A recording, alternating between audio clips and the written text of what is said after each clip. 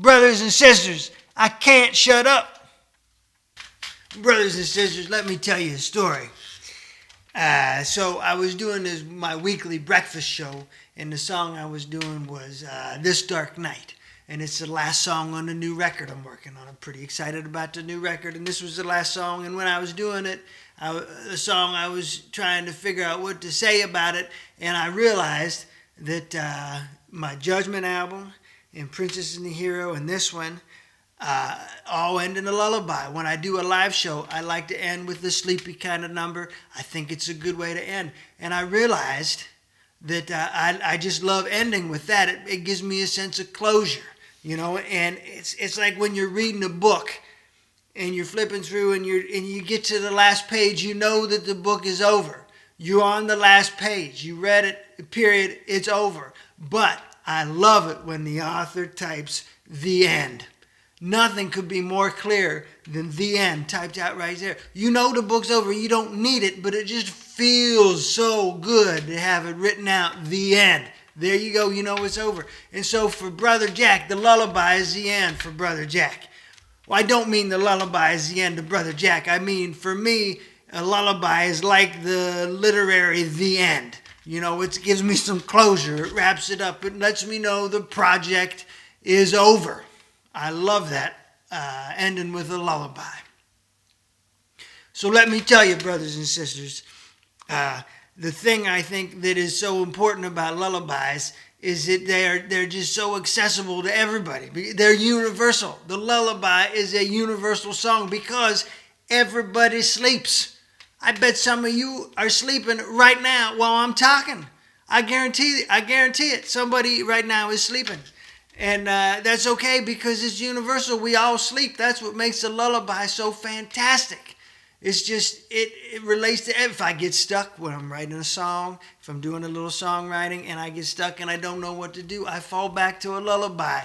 It's so accessible because even a mediocre lullaby, you know, it's hard to write a good murder ballad.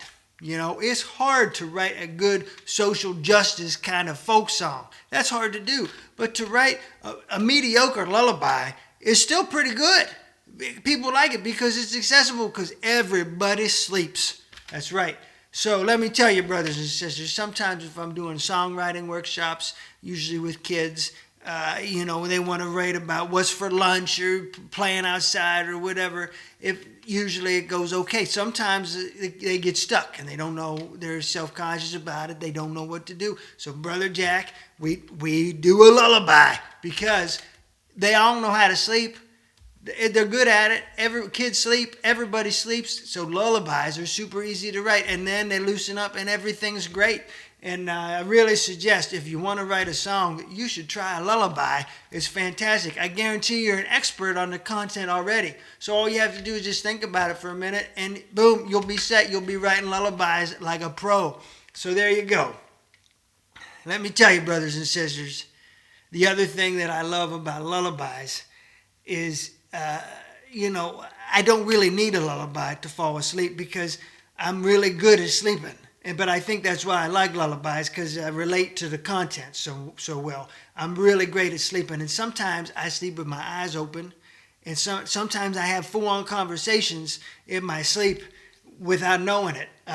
You know, to be honest, the first couple years of married life for me, things got a little tricky every now and then because I would talk in my sleep, and you know, Mrs. Brother Jack, you know, worked all day. And, you know, we'd come home and we'd have dinner and we'd sit down with the TV on and there'd be a little Wheel of Fortune or something. And Brother Jack would have an after dinner aperitif, what have you. And, you know, I prop up on the couch. I would be asleep. She didn't know. I guess it's not her fault she didn't know, really. But Mrs. Brother Jack would have to have real serious, important conversations because that's the only time we had to talk. So she'd try to tell me important stuff. And then the next day I would know nothing about it. And it's because I was sleeping and I was answering her and talking and we were engaging in conversation, but I had no clue because I was actually sleeping. And this really caused a problem for the first couple of years of marriage until she realized that I was sleeping.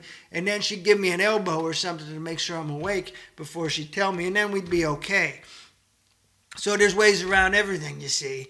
But let me tell you, brothers and sisters, another thing about Brother Jay. I talk in my sleep, but in college I had a roommate who also talked in his sleep, and this made things really exciting.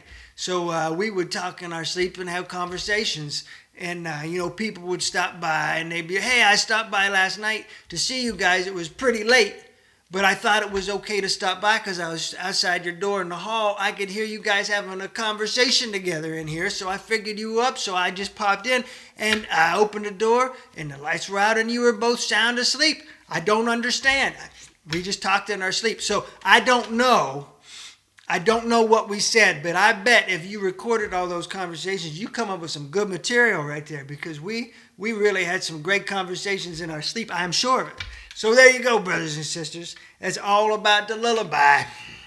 I told you everything I know on the topic, and I hope that you are now fully educated on lullabies, or maybe you've enjoyed a nice nap while I'm talking about it.